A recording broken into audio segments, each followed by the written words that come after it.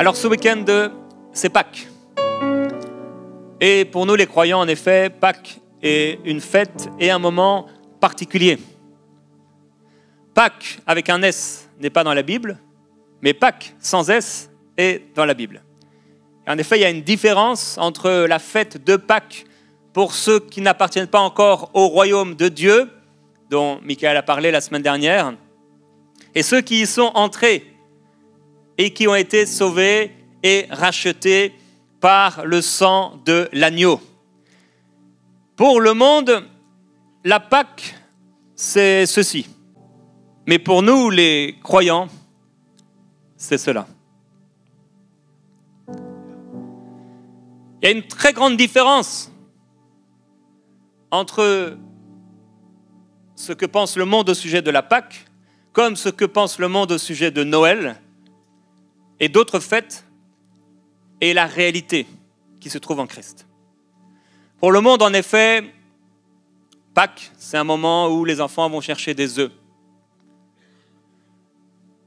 Et on peut le voir avec ce petit lapin. Il y a les œufs, les enfants vont chercher les œufs. Et j'ai des bons souvenirs de mon enfance quand j'allais chercher des œufs. C'est important de se rappeler que le royaume de Dieu, ce n'est pas le manger et le boire, et ce n'est pas non plus les œufs de Pâques. Mais il n'y a pas de problème d'acheter des œufs de Pâques à nos enfants. Le problème, c'est quand la Pâque du monde, ou la fête que le monde propose, remplace la réalité qui se trouve en Christ. Et donc, nos enfants peuvent avoir du chocolat, il n'y a pas de problème. Mais en même temps, ils ne peuvent pas que avoir le chocolat sans avoir le message, et le véritable message de la Pâque. Et le véritable message de la Pâque, c'est celui-ci. Non pas le lapin, mais Christ, sacrifié et immolé. Qu'est-ce que la fête de Pâques? On va le voir ensemble. Et quand a été instituée la Pâque?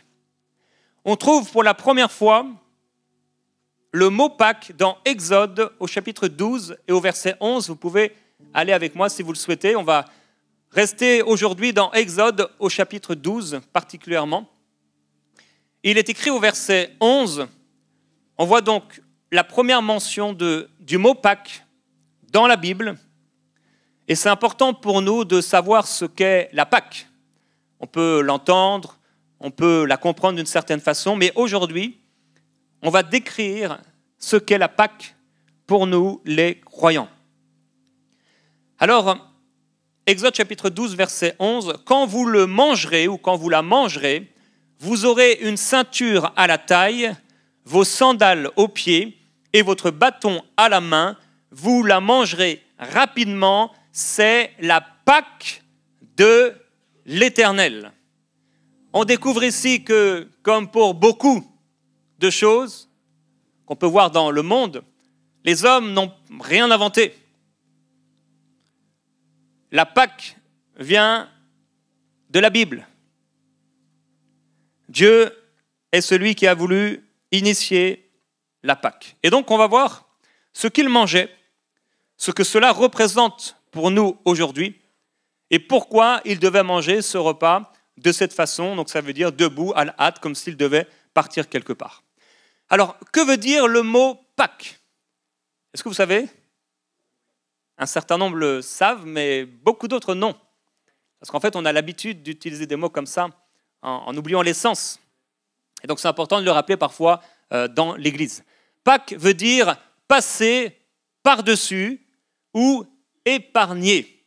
C'est vraiment littéralement ce que ça veut dire. Et lorsqu'il est écrit ici, c'est la Pâque de l'Éternel, pour eux, eh bien, c'est le passer outre de l'Éternel, c'est le épargner de l'Éternel. La Pâque est donc un moment particulier où quelque chose ou quelqu'un passe outre quelque chose ou quelqu'un.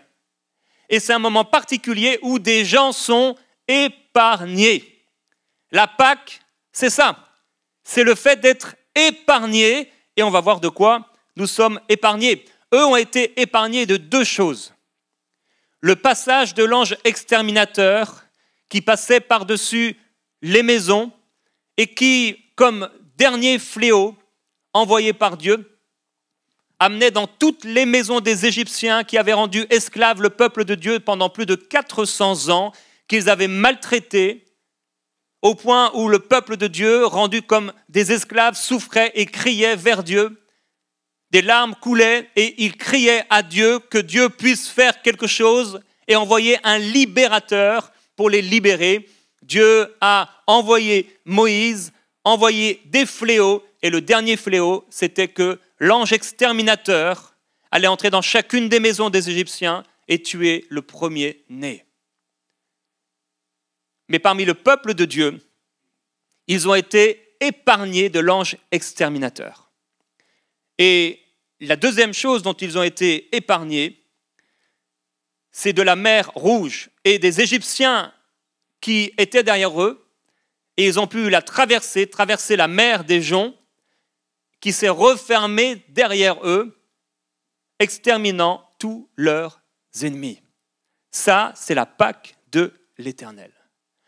Alors, qu'est-ce que la Pâque biblique est pour nous aujourd'hui et pourquoi en parler? La Pâque, c'est épargner, mais la Pâque, c'est aussi un repas. Et la Pâque, par la suite, est devenue une fête, une célébration. Aujourd'hui, un très grand nombre de gens qui fêtent la Pâque, en cette fin de semaine, ne savent absolument pas ce qu'ils fêtent. Ils ne savent absolument pas à quoi ça représente, qu'est-ce que ça représente, qu'est-ce que ça veut dire. Et parfois, dans l'Église, on peut oublier aussi.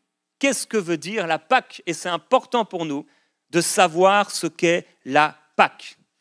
La parole de Dieu nous dit que, en parlant de ces choses, de l'Ancien Testament, que c'était l'ombre des choses à venir, mais que pour nous, la réalité est en Christ.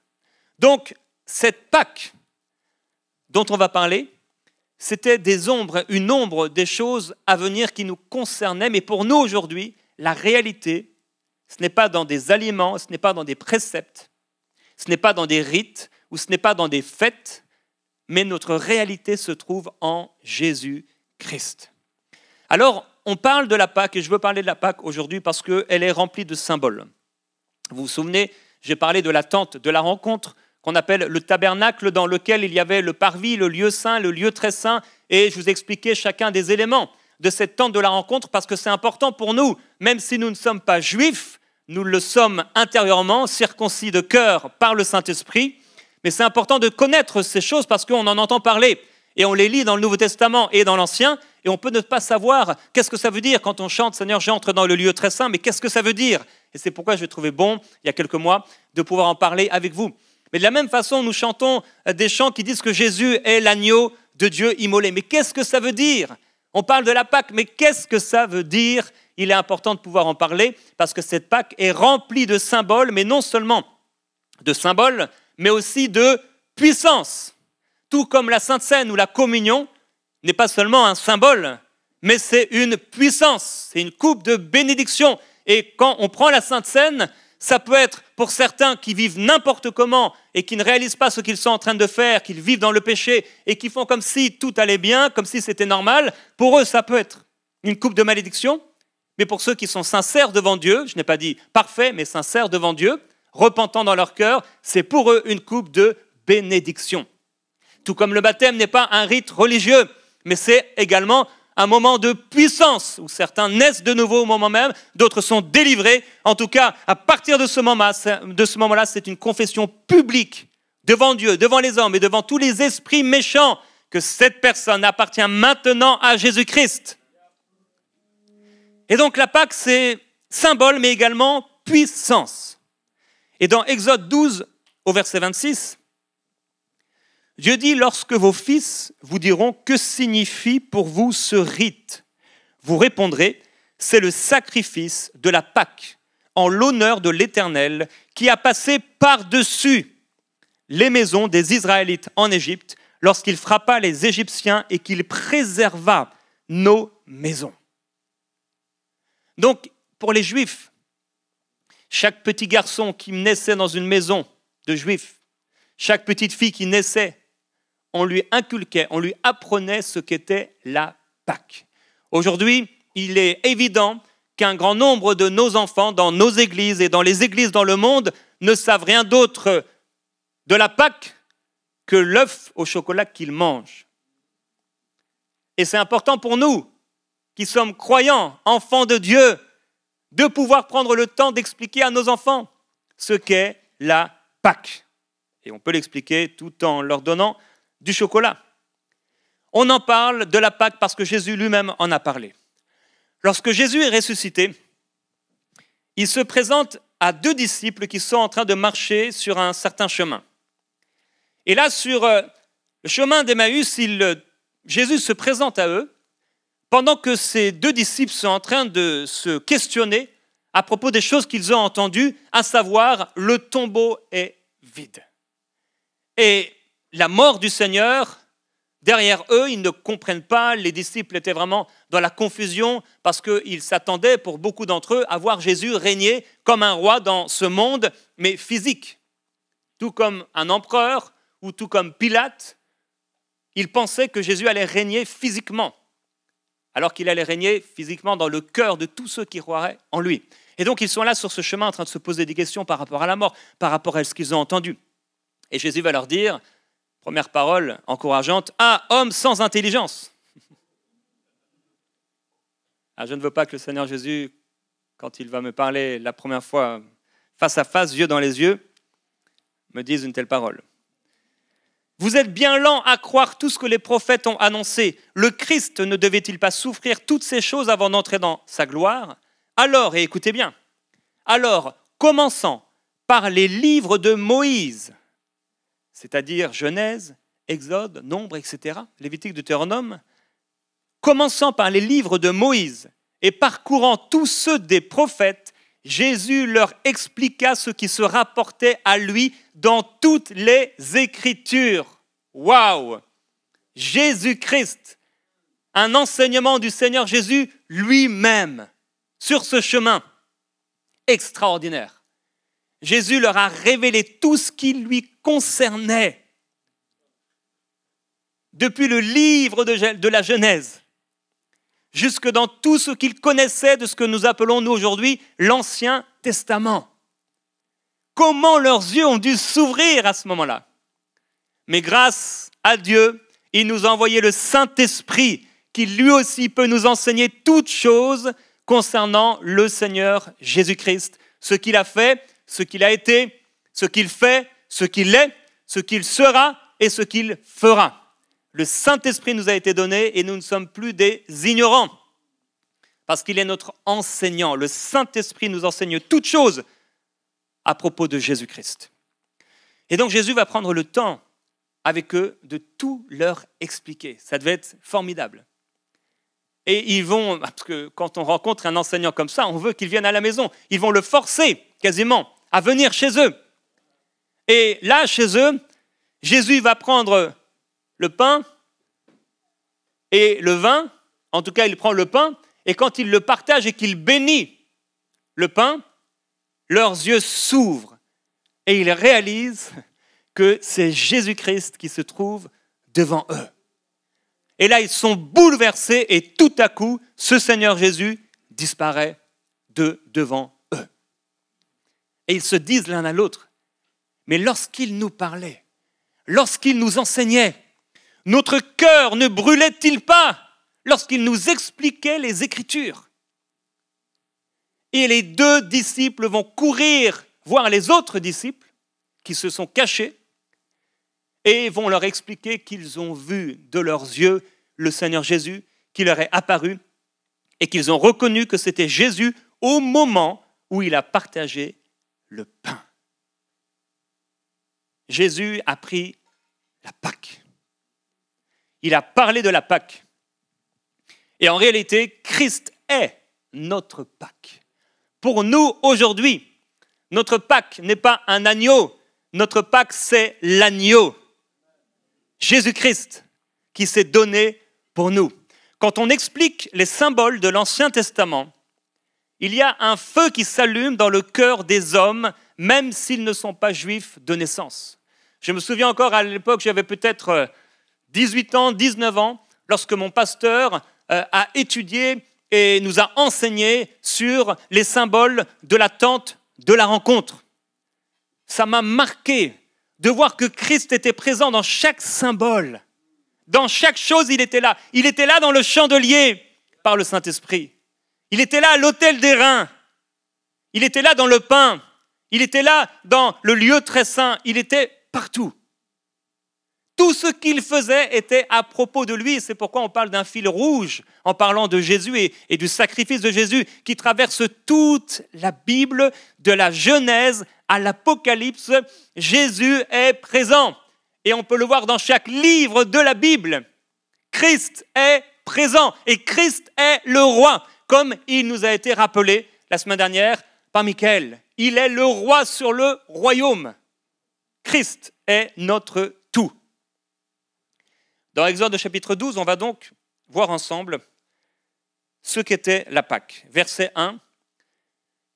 L'Éternel dit à Moïse et à Aaron dans le pays d'Égypte, « Ce mois-ci sera pour vous le premier des mois, il sera pour vous le premier des mois de l'année. » Donc, il y a eu les fléaux, le peuple esclave, les 9 plaies. Et il y a ici dans le texte d'Exode une parenthèse entre la 9e et la 10e plaie, et c'est Exode chapitre 12. Où là, il va avoir l'institution de la Pâque. Au verset 2, nous voyons que c'est l'institution d'une nouvelle alliance que Dieu fait avec les hommes par la Pâque. Lorsque Jésus-Christ revient là où il a grandi et qu'il ouvre le livre d'Ésaïe, et qu'il dit « Voici l'Esprit du Seigneur est sur moi pour. » Il termine en disant « Pour publier une année de grâce de la part du Seigneur. » Cette année de grâce n'était pas 365 jours, mais cette année de grâce était une nouvelle alliance. C'est ce que Jésus dit. Il dit « Voici l'alliance, ceci est mon sang, le sang de l'alliance. » qui est versé pour beaucoup. Ça devait être à partir de la Pâque, le premier jour de l'année, comme un 1er janvier, à partir du moment où Dieu a parlé à Moïse. Et la Pâque se passait 10 jours plus tard, 4 jours, ils vont garder l'agneau avec eux et ils vont le sacrifier et ils vont prendre ensemble ce repas. Verset 3.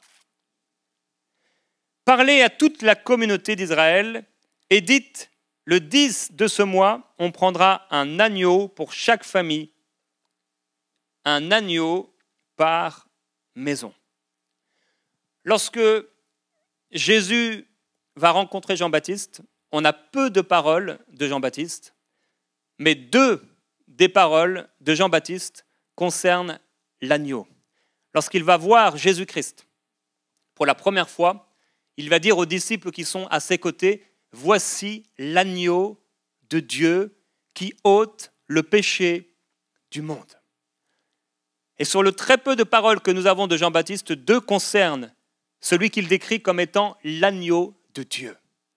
Il fait référence à ce qui s'est passé à la Pâque, lorsque chaque maison devait prendre avec elle un agneau par maison. Rien que dans le livre de l'Apocalypse, plus de 25 fois, nous voyons Jésus décrit ou défini comme un agneau.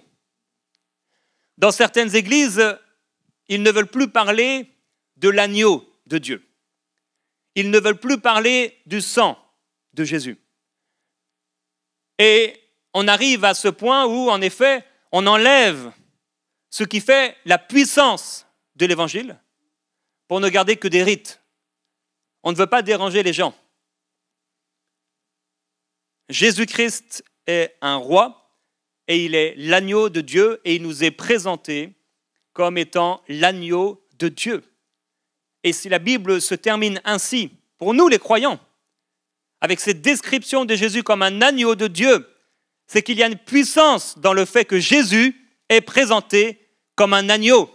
Lorsque j'ai eu cette révélation un jour, que Jésus-Christ était l'agneau de Dieu en lisant cette parole de Jean-Baptiste qui dit « Voici l'agneau de Dieu qui ôte le péché du monde », c'est devenu partie intégrante de ma vie, au point où régulièrement dans mes prières, dans mon adoration, je parle de Jésus et je décris Jésus et j'adore Jésus-Christ comme étant l'agneau de Dieu.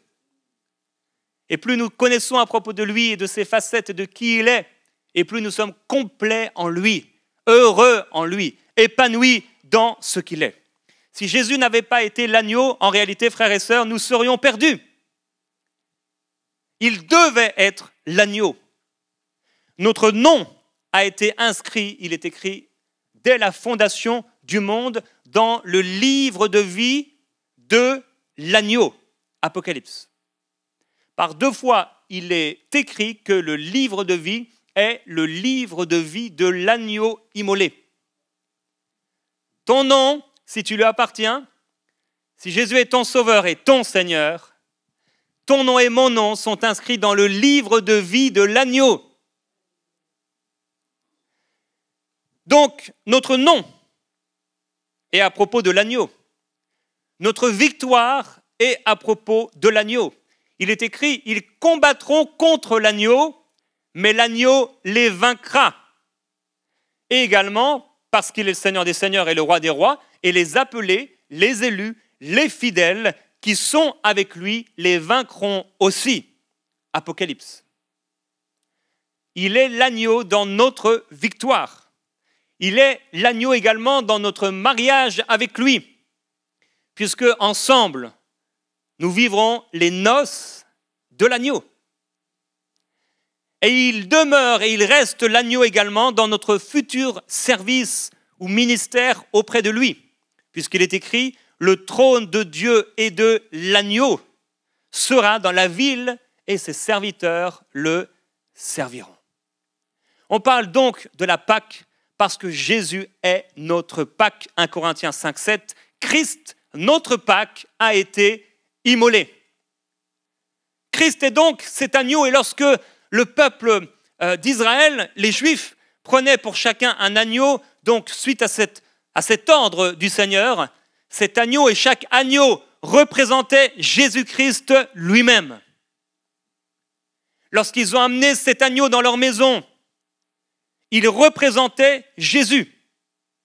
Alors est-ce que Jésus célébrait la Pâque? Oui. Il dit « J'ai désiré vivement manger cette Pâque avec vous avant de souffrir. » Il désirait célébrer la Pâque avec ses disciples avant de souffrir. Et bien qu'il connaissait les souffrances qu'il allait endurer, il avait hâte et il désirait ce moment de la Pâque. Pourquoi? Parce qu'il savait que sans la Pâque, et s'il ne devenait pas l'agneau de Dieu, il n'y aurait pas de pardon et de salut possible pour l'humanité. C'est parce qu'il est devenu l'agneau de Dieu qu'il y a un pardon pour nous et que nous avons été sauvés. Gloire à Dieu. On a des raisons d'être heureux. On a des raisons d'être dans la joie. Parce qu'il est l'agneau de Dieu qui ôte le péché du monde.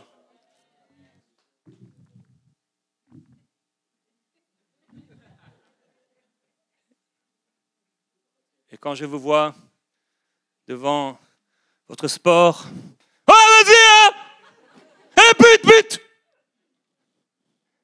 et devant l'agneau de Dieu,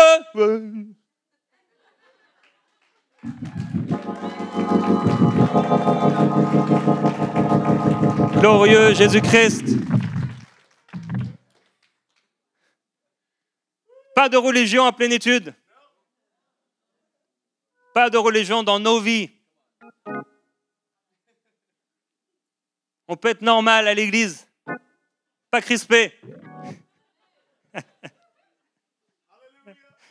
Alléluia. Il dit, j'ai désiré vivement manger cette Pâque avec vous avant de souffrir. Verset 3.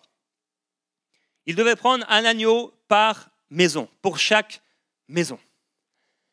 L'agneau qu'il devait prendre pour chaque maison représente le salut qui se trouve en Jésus pour chaque famille. Lorsque nous étudions le salut dans le Nouveau Testament, nous réalisons que le salut est toujours associé à la famille. Quand Dieu sauve une personne dans une famille, c'est toute cette famille qui doit être sauvée.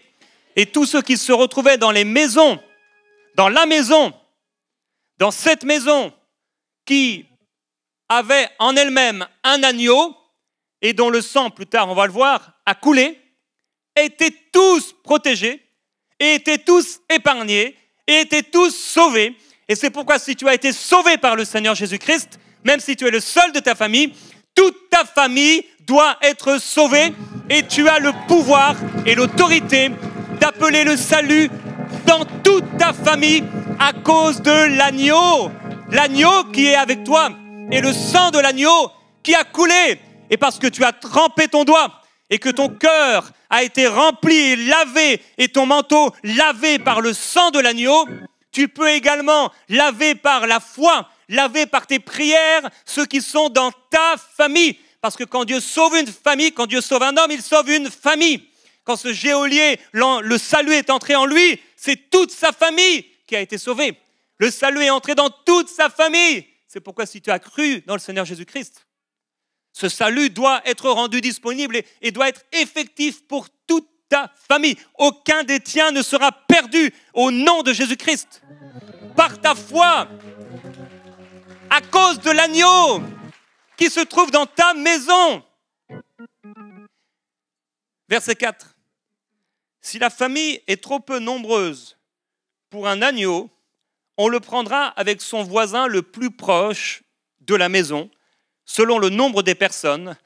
Vous répartirez cet agneau d'après ce que chacun peut manger. Quand tu as gagné les tiens, puisque celui qui n'a pas soin des siens est pire qu'un infidèle, il faut que le salut entre premièrement dans ma maison. Quand nous avons gagné les nôtres, quand nous avons au moins annoncé l'évangile aux nôtres, l'agneau doit également être proposé, donné, offert à ceux qui nous entourent. Et Dieu nous a donné en l'agneau de Dieu la possibilité d'annoncer l'évangile à nos contemporains, à nos voisins. Et nous sommes appelés par le Seigneur à proclamer la bonne nouvelle de l'évangile et à présenter l'agneau de Dieu. Et en cette fin de semaine de Pâques, eh bien, il est important de pouvoir continuer à annoncer ce qu'est la véritable Pâques. Jésus comme un agneau qui se donne à notre place. Jésus comme un agneau qui se donne pour notre salut, qui nous a épargnés et qui nous épargnera de la mort et des souffrances à venir, des tribulations qui viendront dans le monde. Verset 5. Ce sera un agneau sans défaut, un mâle âgé d'1 an.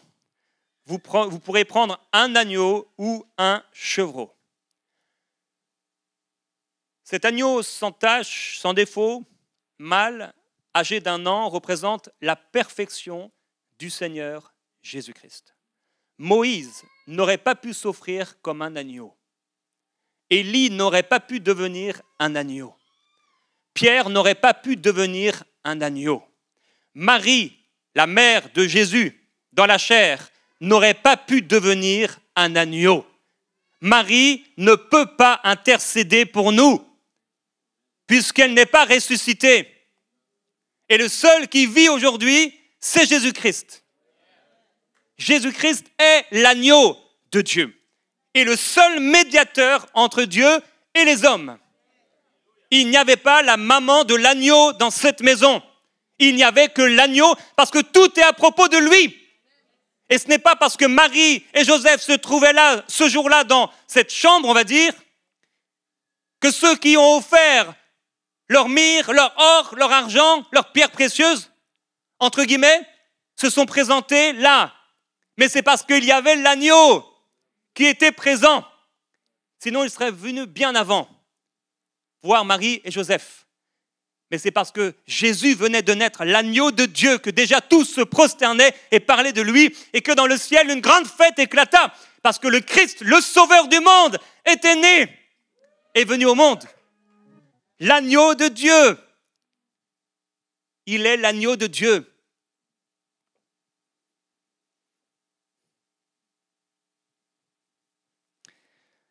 Verset 7. On peut lire le verset 6. Vous l'aurez en garde jusqu'au 14e jour de ce mois, et toute l'assemblée de la communauté d'Israël l'immolera entre les 2 soirs. Il est écrit que Jésus apparut une seule fois pour abolir le péché par son sacrifice. Et il est écrit que lorsqu'il s'est retrouvé sur la croix, à midi, il y a eu des ténèbres sur toute la terre, pendant 3 heures environ. Ils ont dû sacrifier l'agneau le soir, entre les 2 soirs. Et pour que tout soit parfait, bien qu'il était midi pour les hommes, les ténèbres ont envahi la terre pour se retrouver exactement dans la même position spirituelle que ce que le peuple juif avait fait depuis des centaines d'années. Année après année, lorsqu'ils célébraient la Pâque, puisqu'il y a des temps où ils ont oublié de la célébrer. Mais à chaque fois qu'ils célébraient la Pâque, et qu'ils la célébraient et qu'ils sacrifiaient l'agneau entre les 2 soirs, ils étaient en train de dire à l'avance que Jésus-Christ serait sacrifié et que les ténèbres recouvriraient la terre à ce moment-là. Mais la parole de Dieu nous dit que oui, sur la terre, les ténèbres sont là, mais sur toi, la gloire du Seigneur apparaît. Et si les ténèbres couvrent et recouvrent la terre, sur toi et en toi, la gloire du Seigneur est là. Et c'est pourquoi, oui, nous pouvons être heureux. Pas à cause de ce que nous avons dans les poches, mais parce que nous avons dans notre cœur une espérance vivante. Jésus-Christ est notre agneau vivant qui nous a sauvés. Notre nom est inscrit dans le livre de vie de l'agneau.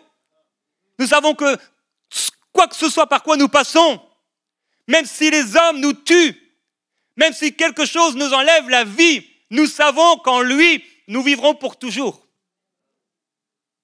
C'est pourquoi Jésus dit, n'ayez pas peur des hommes. Craignez celui qui peut enlever la vie et envoyer dans la gêne. Verset 7. On prendra de son sang et on en mettra sur les 2 poteaux et sur le linteau des portes des maisons où on le mangera. Et verset 22.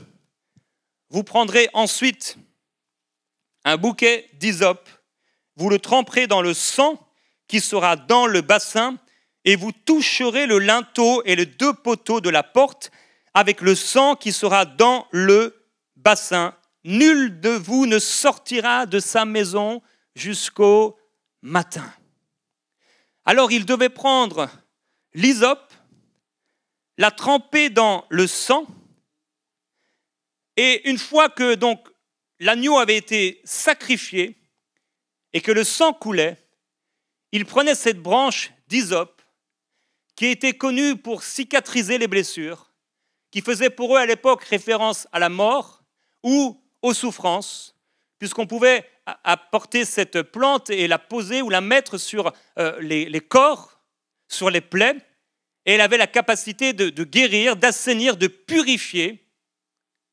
Eh bien, ils prenaient de cette plante et avec le sang, ils en mettaient sur les linteaux, en haut et sur les 2 côtés. Et les enfants voyaient ça. Et tout le monde dans la maison voyait ça. Le sang qui coulait sur la porte. Le sang de l'agneau déposé sur les linteaux des portes représente notre confession de foi dans le sang de Jésus appliqué sur nos vies pour nous sauver. Lorsque nous disons que nous sommes sauvés, nous disons en réalité que nous sommes épargnés. C'est ce que ça veut dire. Nous sommes épargnés. L'exterminateur, Satan, n'aura et n'a aucun pouvoir sur nous. Et il n'a pas le droit de nous toucher. Et surtout, ce sang nous sauve de la mort éternelle. Il est dit de Jésus qu'il est entré une fois pour toutes dans le lieu très saint, non pas avec le sang des boucs ou avec les taureaux, mais avec son propre sang. Et il nous a ainsi obtenu un rachat éternel. Il a présenté son sang au Père. Et c'est à cause du sang de Jésus-Christ qu'il a présenté au Père qu'aujourd'hui, en appliquant ce sang sur les linteaux de notre cœur, nous pouvons être épargnés de la mort éternelle. Satan n'a pas de pouvoir sur nous. S'il avait ce pouvoir sur toi, il t'aurait déjà tué depuis longtemps. Et c'est pourquoi il rôde, essayant de trouver une brèche dans ta vie. Si tu n'appliques pas le sang, il aura une brèche et il entrera. Parce qu'il est venu pour voler, tuer, égorger, détruire. Mais Jésus-Christ est l'agneau parfait de Dieu, venu donner la vie et la vie en abondance. Le sang est donc comme la confession de notre foi en son salut, en son sang. Et également, le sang de Jésus, cette confession, le sang qui était appliqué, c'est notre confession de foi par rapport au fait que le sang du Seigneur nous protège. Donc, il nous sauve, mais il nous protège également. Le sang de Jésus, aujourd'hui, protège nos foyers. Selon qu'il est écrit, c'est par la foi qu'il a célébré la Pâque et versé du sang, afin que le destructeur ne touche pas au premier-né des Israélites. Dans le sang, en son sang, nous sommes sauvés de la mort éternelle. Nous sommes épargnés de l'ange exterminateur qui représente Satan. Et nous sommes également protégés des œuvres sataniques.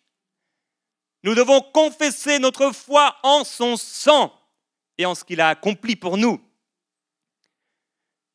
Au verset 8, cette même nuit, on en mangera la chair, on la mangera rôtie au feu avec des pains sans levain et des herbes amères.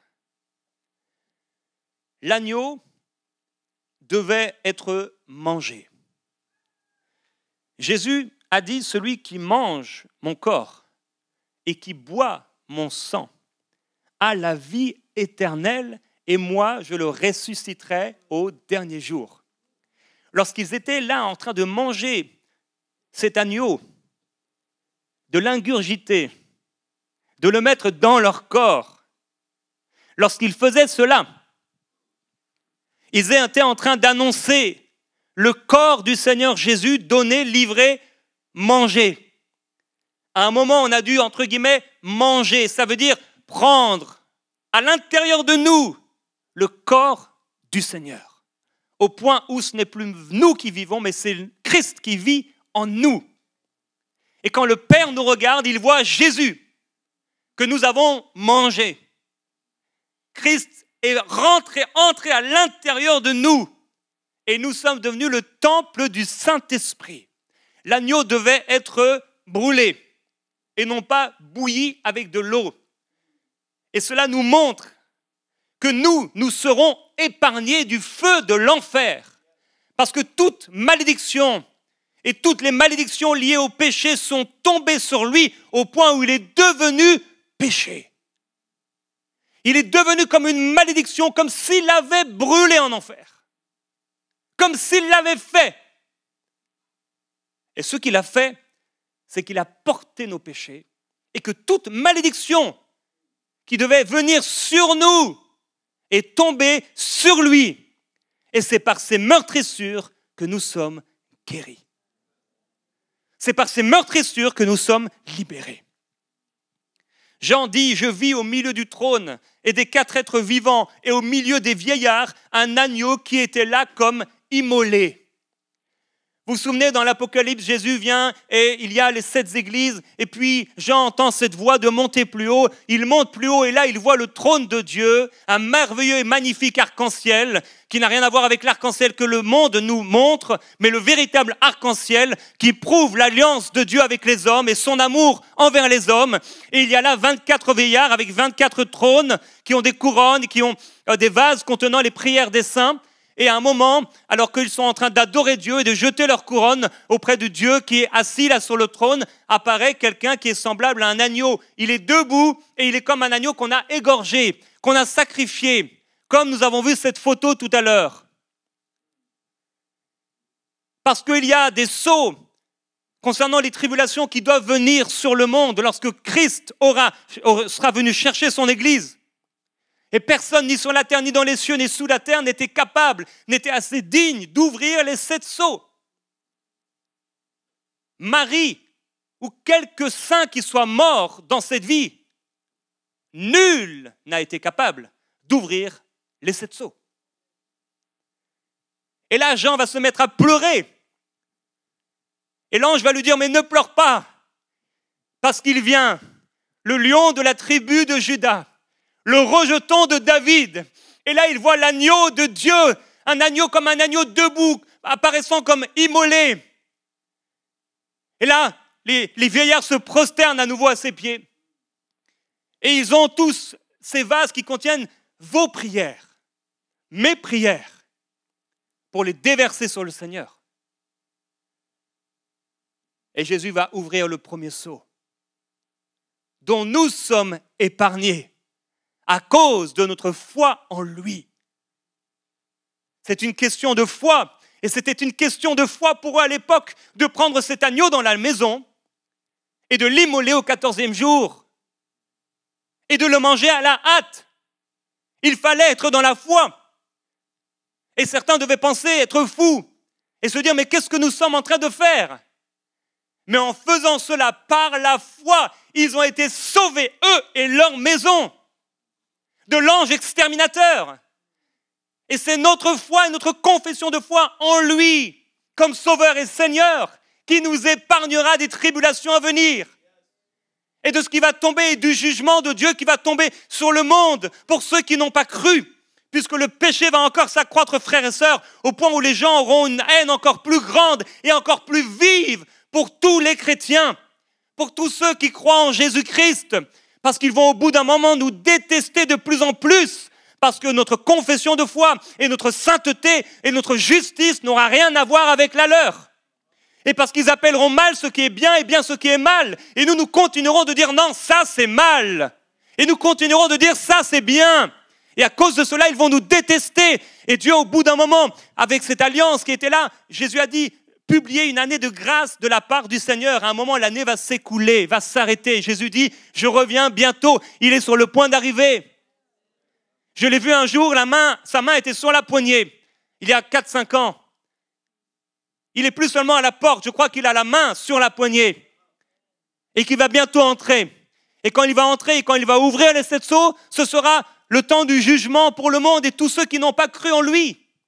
Mais tous ceux qui ont cru, tous ceux simplement qui ont mangé l'agneau, tous ceux qui ont déposé, appliqué le sang, seront sauvés. Ils seront épargnés. Il devait être brûlé, cet agneau, pour que nous n'ayons pas à brûler dans les flammes de l'enfer, dans les flammes éternelles de l'enfer. Frères et sœurs, on a de quoi être heureux et joyeux. Parce que même si on n'a peut-être pas eu cette augmentation, même si on n'a peut-être pas eu cette maison, même si on n'a pas eu cette opportunité, même si on n'a pas eu ces nouvelles chaussures ou cette nouvelle bague, on n'en a rien à faire parce que notre nom est inscrit dans le livre de vie. Notre nom est inscrit dans le livre de vie. Alléluia.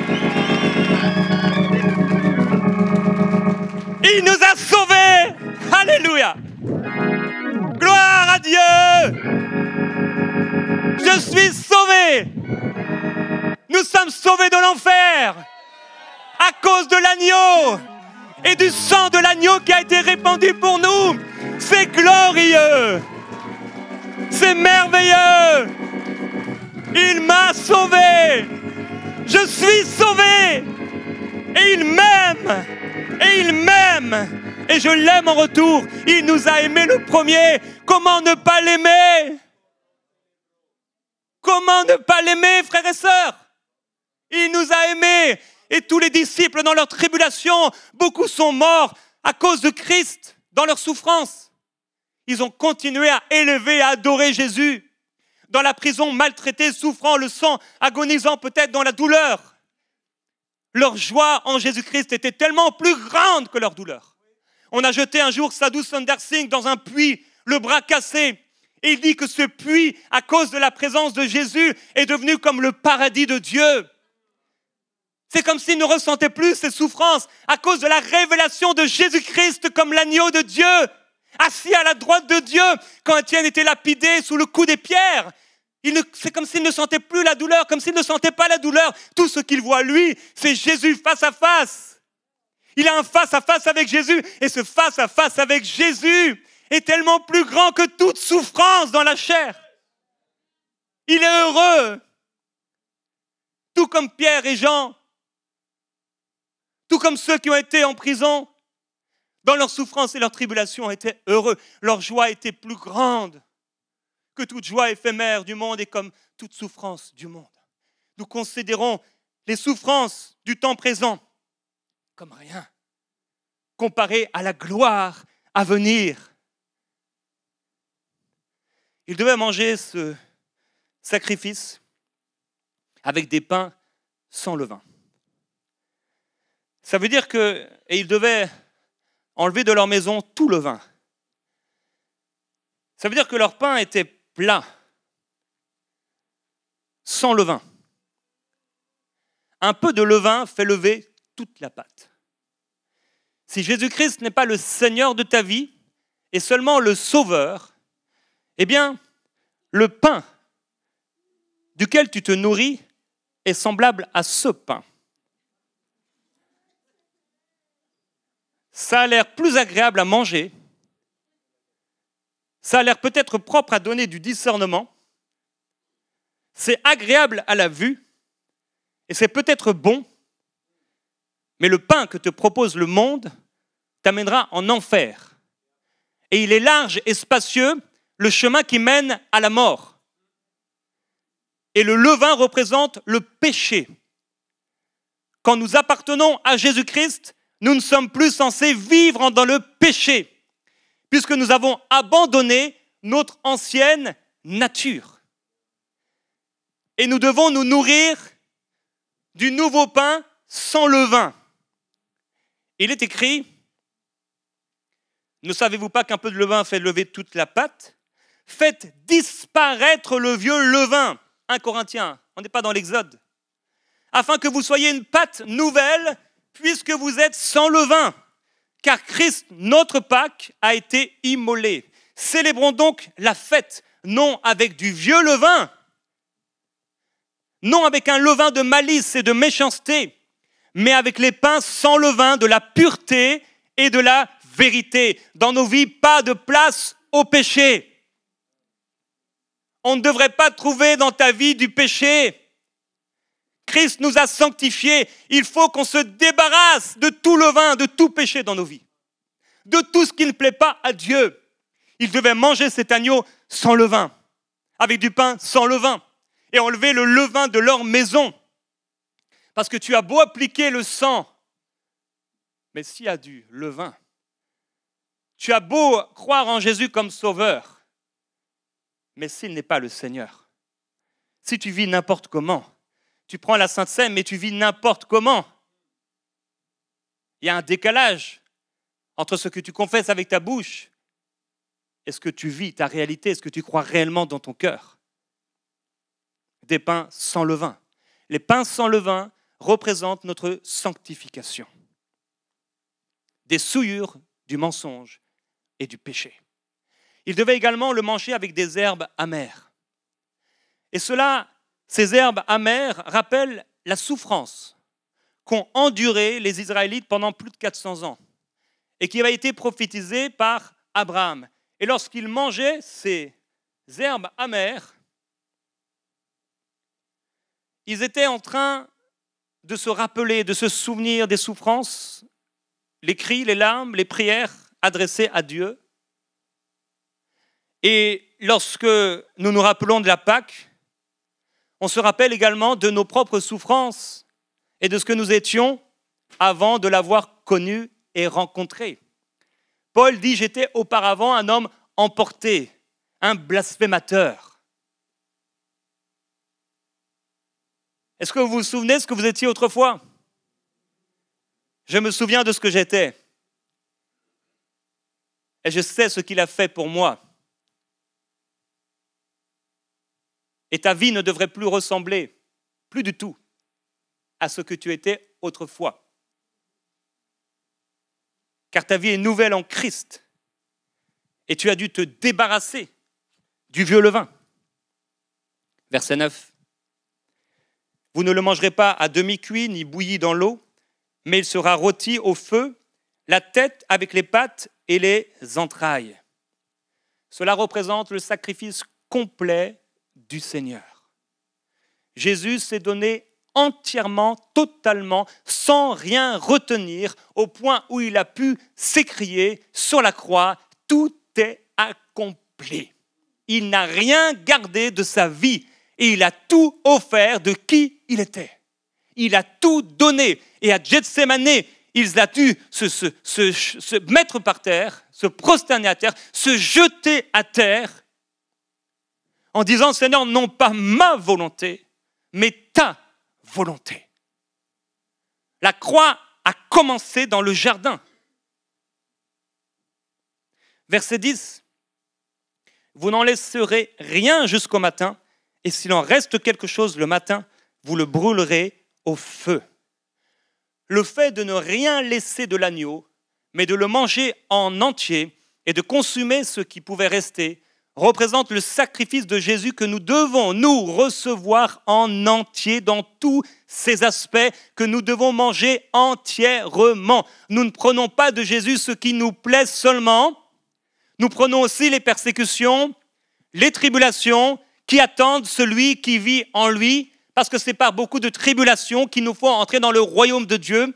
Et le chemin qui mène à la vie est un chemin étroit et resserré, et peu le trouvent. Et si tu as trouvé le chemin étroit et resserré, reste-y, parce que c'est le bon chemin. Mais si c'est trop facile, pose-toi des questions sur le chemin que tu es en train d'emprunter. Parce qu'il y a quand même un joug. Il est doux et léger, mais c'est quand même un joug. Et on doit obéir à ses instructions. Ça veut dire qu'il y a un combat entre ce que ta chair veut et ce que l'esprit régénéré veut en toi. Ta chair, elle est faible. C'est pourquoi on doit dominer sur cette chair et ne pas flancher devant le péché. Le péché est tapis à ta porte, mais toi, domine sur lui. Nous devons dominer sur le péché, nous écarter, fuir le péché afin d'être saints, d'être une pâte nouvelle, sainte, pour Jésus, pour qu'il puisse à son tour nous manger. Et que nous ne soyons plus que un, que nous ne faisions plus que un avec lui. Nous ne prenons pas seulement ce qui nous plaît de Jésus et de son message. Nous ne prenons pas seulement la vie, la joie, la paix. Nous prenons également le sacrifice, le renoncement. Nous prenons également la maîtrise de soi. Nous prenons également la sainteté. Nous prenons également le fait de nous écarter de toute impudicité, de toute souillure et de tout ce qui est mauvais dans ce monde. Nous prenons également toutes les souffrances rattachées au fait de continuer à marcher droit sur le chemin resserré et étroit qui mène à la vie. Nous prenons également le fait de marcher par la foi et de ne pas marcher par nous-mêmes et prendre nos propres décisions et de faire ce que nous voulons. Non, nous faisons ce que lui veut et nous cherchons et nous nous appliquons à mettre en pratique ce que lui veut et désire pour nous. Nous le mangeons en entier. Verset 11. Voici comment vous le mangerez. Une ceinture à vos reins, vos sandales aux pieds et votre bâton à la main. Et vous le mangerez à la hâte. C'est la Pâque de l'Éternel. Dommage, je n'ai pas eu le temps de prendre cela, mais je me serais habillé ainsi. Ça aurait marqué vos esprits. Le fait de manger rapidement la Pâque, qu'est-ce que ça veut dire? qu'il faut être prêt en tout temps pour le retour du Seigneur. Ils devaient manger ce repas debout. En général, on ne mange pas un repas debout. Mais là, ils devaient manger le repas debout avec leur bâton prêt à partir, avec leur ceinture. Ils devaient être prêts. Mon frère, ma sœur, est-ce que tu es prêt pour le retour du Seigneur Jésus-Christ? Est-ce que tu es prêt? Est-ce que tu t'es préparé? J'ai hâte de le voir. Et au moment où il viendra, au moment où, comme un éclair, il viendra, on entendra un son. À ce moment-là, il ne faut pas que tu aies le temps de te dire, comme la femme de Lot, « Oh non, je ne veux pas laisser ceci. » Parce que celui qui met sa main à la charrue mais qui regarde en arrière n'est pas prêt pour le royaume de Dieu. Il y a des gens, frères et sœurs, qui au moment où Jésus va venir, je crois que oui, c'est comme un éclair. La Bible ne nous dit pas c'est combien de secondes. Et ce n'est pas forcément littéralement comme un éclair qui vient et qui s'en va. Je crois personnellement, c'est ma conviction personnelle, que nous aurons le temps de réfléchir, au moins d'avoir une pensée. Et de se dire oui ou non. Et je crois que dans le cœur de plusieurs, ils diront non parce qu'ils viennent de s'acheter une nouvelle voiture. Non parce qu'ils ont un champ à aller voir. Non parce qu'ils viennent de se marier.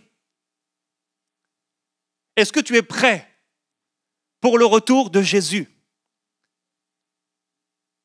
Avec rien d'autre que ta foi en lui et ton amour pour lui.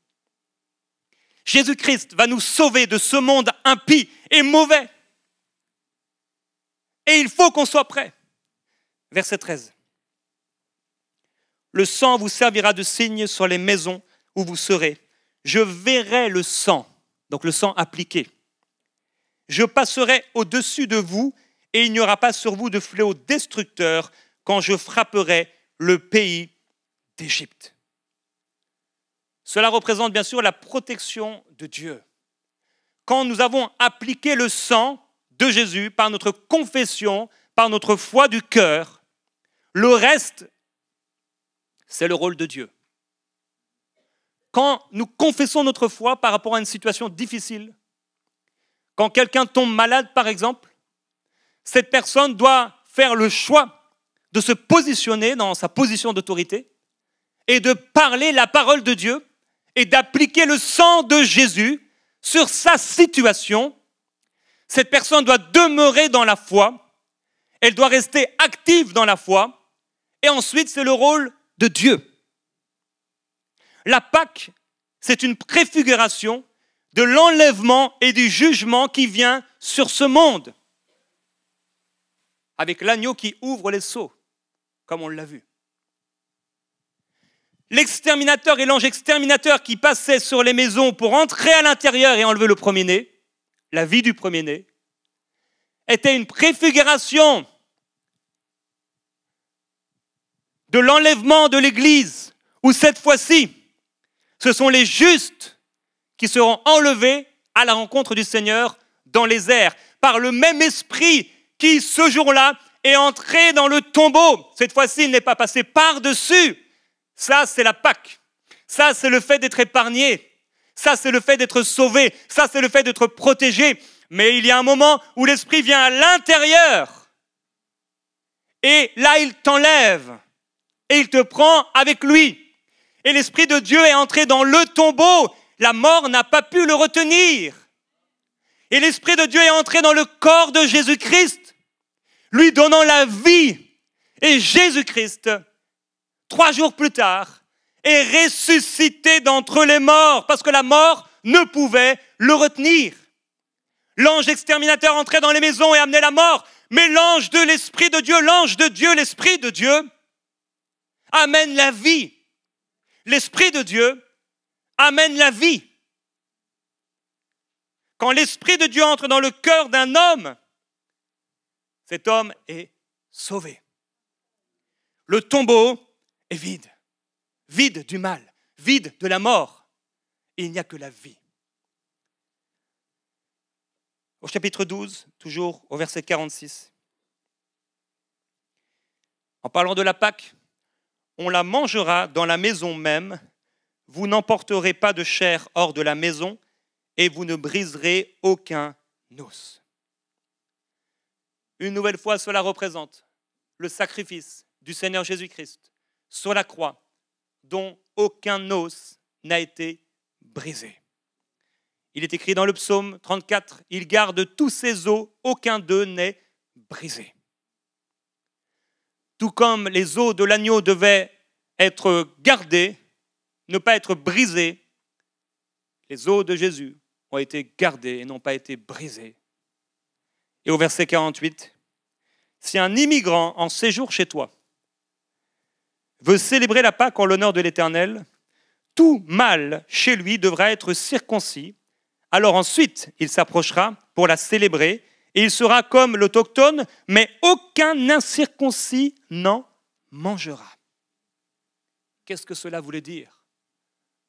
Pour pouvoir manger de cette Pâque, il fallait obligatoirement être circoncis. Cela veut dire une chose, personne ne pourra recevoir le sacrifice du Seigneur Jésus-Christ et le bénéfice du sacrifice du Seigneur Jésus-Christ. Personne ne pourra être enlevé lors de l'enlèvement, si ce n'est ceux qui ont été circoncis de cœur, dans le cœur duquel Jésus-Christ vit. Aucun païen, aucune personne perdue ne pourra bénéficier du sacrifice de Jésus à sa mort. Aucun. Alors, qu'est-ce que la Pâque? La Pâque, c'est l'annonce du rappel de notre victoire en sa mort par sa crucifixion. La Pâque, c'est le rappel de son ensevelissement. La Pâque, c'est le rappel du jugement du monde qui vient bientôt. La Pâque, c'est le rappel de la défaite de Satan jeté dehors, hors des maisons. La Pâque, c'est le rappel du dépouillement de l'autorité satanique, car Christ a repris l'autorité et l'a donnée à l'Église. La Pâque, c'est le rappel de l'annulation de l'acte qui avait été rédigé contre nous lorsque nous ne lui appartenions pas et que nous faisions des choses dont nous rougirions aujourd'hui. La Pâque, c'est le rappel du pardon de nos péchés. Nous sommes pardonnés. Nous pouvons marcher devant Dieu en toute bonne conscience. Être en paix avec Dieu. La Pâque, c'est le rappel du bénéfice pour nos corps de ces meurtrissures. Le sang a coulé. Et par le sang qui a coulé, je peux aujourd'hui bénéficier dans mon corps, dans mon propre corps, du sang de Jésus et du corps de Jésus meurtri pour ma propre guérison. Car par ces meurtrissures, nous avons été guéris. Alors lorsque je veux recevoir une guérison, je dois regarder au corps de Jésus qui s'est donné, qui s'est livré pour moi. Et me souvenir que ce sang me purifie. Que ce sang me lave, que ce sang me garde, que ce sang me protège, que ce sang me guérit. La Pâque, c'est le rappel du transfert des croyants, du sein d'Abraham jusqu'au ciel. La Pâque, c'est également le rappel de la victoire sur la mort éternelle. Et la Pâque, c'est le rappel et la confession de notre salut éternel. Nous sommes sauvés. Nous sommes rachetés. Nous avons été libérés à cause de l'agneau de Dieu. Et nous avons vaincu l'ennemi à cause du sang de l'agneau et de la parole de notre témoignage. Aujourd'hui, nous n'appliquons plus physiquement le sang d'un agneau ou d'un animal sur les linteaux de nos maisons, mais nous confessons notre foi en lui.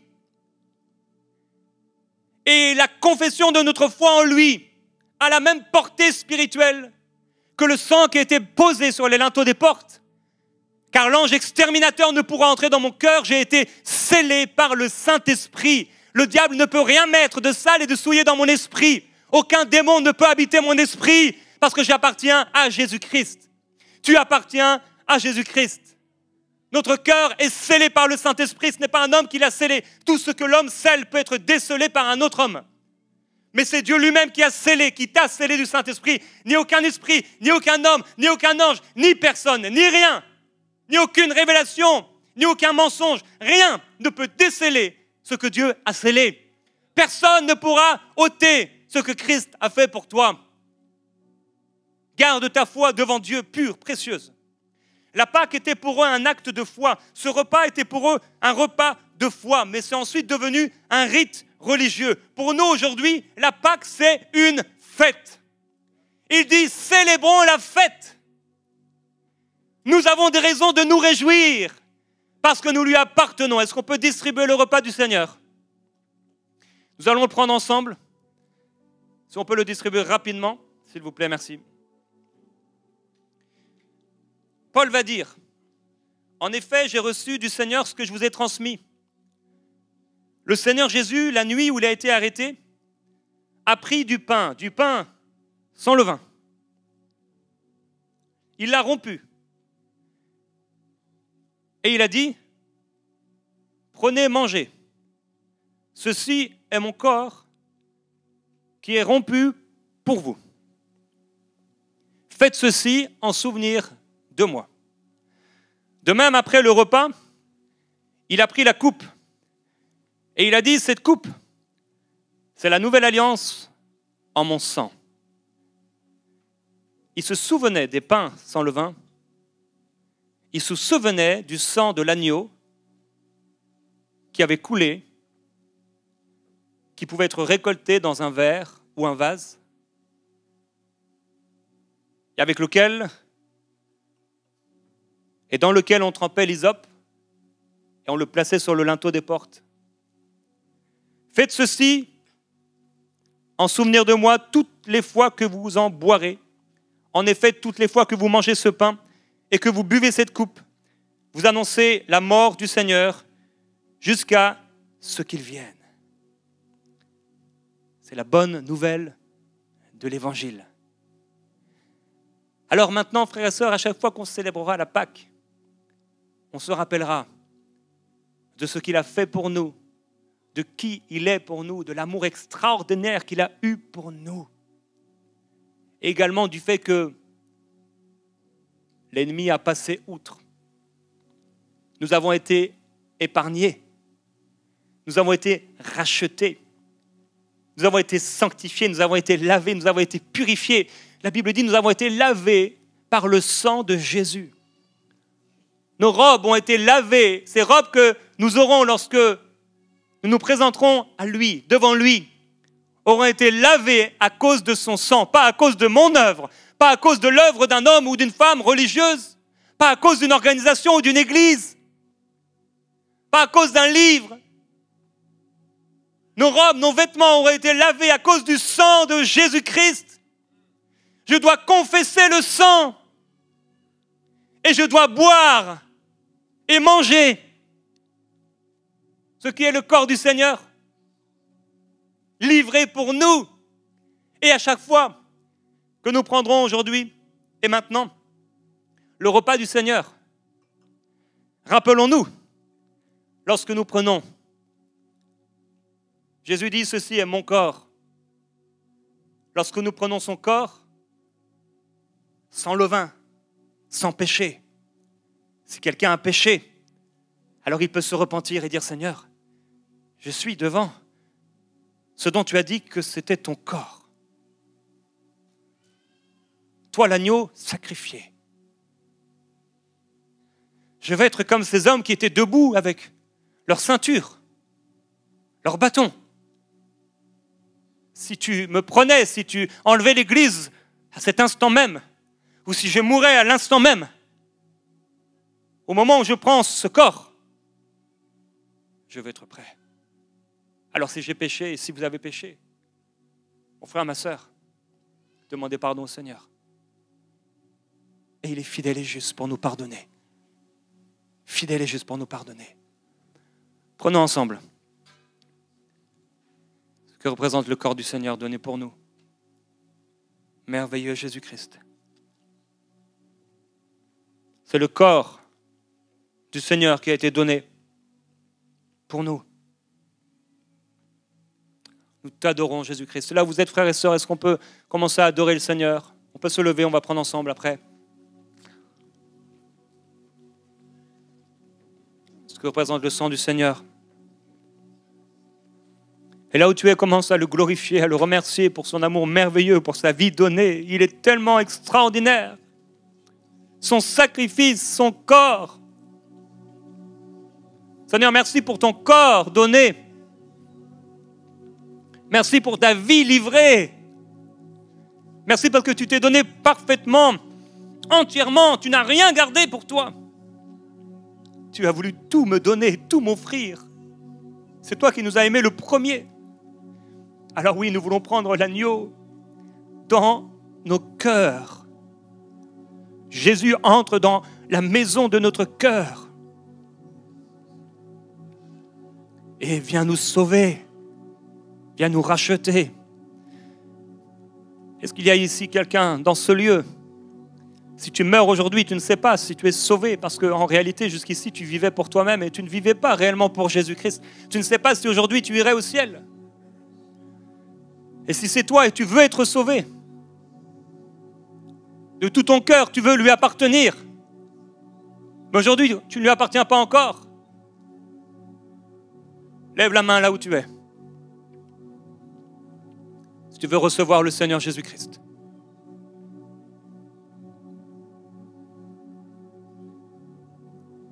Si tu veux faire appel à lui et être sauvé et racheté du jugement qui vient sur le monde. Et là où tu es, confesse le nom de Jésus-Christ. Ça veut dire parle son nom, invoque son nom. Et dis-lui, Jésus-Christ, je te demande pardon pour ma vie que j'ai vécue loin de toi. Mais à partir d'aujourd'hui, je veux vivre pour toi. Et je veux recevoir le pardon de mes péchés par ton sang et ta vie donnée à la place de la mienne. À partir d'aujourd'hui, je ne veux plus vivre pour moi, mais que ce soit toi qui vives en moi et à travers moi. Merci Seigneur Jésus-Christ. Jésus a dit ceci, est mon sang, la coupe de la nouvelle alliance.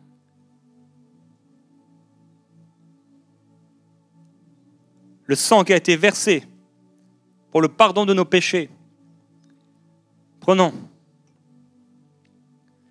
ce qui représente la nouvelle alliance en son sang. Merci pour ton sang donné. Merci pour ta vie livrée. Tu n'étais pas obligé de le faire, mais tu l'as fait pour nous. Tu n'étais pas obligé de nous aimer, mais tu nous as aimés. Tu n'étais pas obligé de descendre à la bassesse de cette vie, dans ce monde, au milieu du péché, au milieu de la honte, au milieu de l'infamie. Mais tu n'as pas eu peur de descendre au milieu du péché. Et tu es descendu au milieu du péché. Et tu as touché le pécheur dans ton amour. Et tu as pardonné partout où tu allais. Le diable était obligé de quitter les vies. Le péché s'en allait à cause de ta vie. Ton sang n'avait pas encore été versé, donné. Mais parce que tu es Seigneur et tu l'as toujours été. Et tu as reçu le nom au-dessus de tout autre nom. Tu pardonnais les péchés des hommes. Tu les libérais à l'avance en préfiguration du sacrifice. Et de la même manière aujourd'hui en préfiguration de l'enlèvement de l'Église et du rachat éternel. Et de la nouvelle Jérusalem dans laquelle nous habiterons éternellement. Et des noces de l'agneau. Nous prenons ce repas, Seigneur, te glorifiant et te remerciant pour le salut. Mon frère, ma sœur, remercie Jésus pour le salut. Remercie Jésus pour ton nom qui est inscrit dans le livre de vie de l'agneau. Nous t'adorons, Seigneur. Glorifie-le. Glorifie-le sans attendre un chant, sans attendre qu'on mette des paroles dans ta bouche. Remercie Jésus là où tu es. Seigneur, nous t'adorons, nous te glorifions, nous te célébrons. Regarde Jésus devant toi. Regarde l'agneau immolé. Son sang qui a coulé. Il l'a fait pour toi. On a des raisons de lui dire merci. Seigneur, merci parce que tu viens nous épargner des fléaux qui vont être envoyés dans ce monde. Tu nous épargnes du jugement à venir.